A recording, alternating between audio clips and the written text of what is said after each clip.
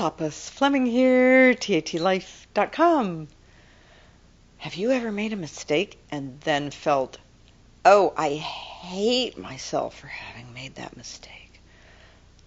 I can never forgive myself for having made that mistake. Or, oh my God, I made that mistake. How could I have been so stupid? How could I have not seen what was right in front of me?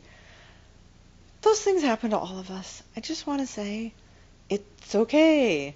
And if you find yourself thinking like that, feeling like that toward yourself, one of the things you can do with TAT is be in the pose and have a conversation with yourself and say, my dear self of yesterday or 10 years ago or 30 years ago, whenever you're feeling it, whenever this thing happened, I have compassion for you. I know you did the best you could at the time with what you were conscious of, who you were, and your life situation. You did your best in those moments, and I accept that. I have compassion for you, and I love and accept you just the way you were. That will go a long way to having a whole lot of inner peace.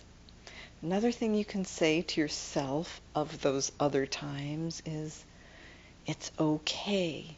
You can grow and learn. And if things were hidden from you and you couldn't figure them out, that's just the way it is. Things can be hidden from you. And you were doing your best with what you were aware of at the time. So there you go.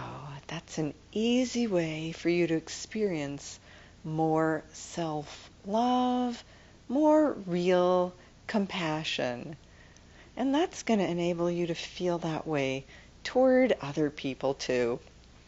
So thanks for listening, and see you next time.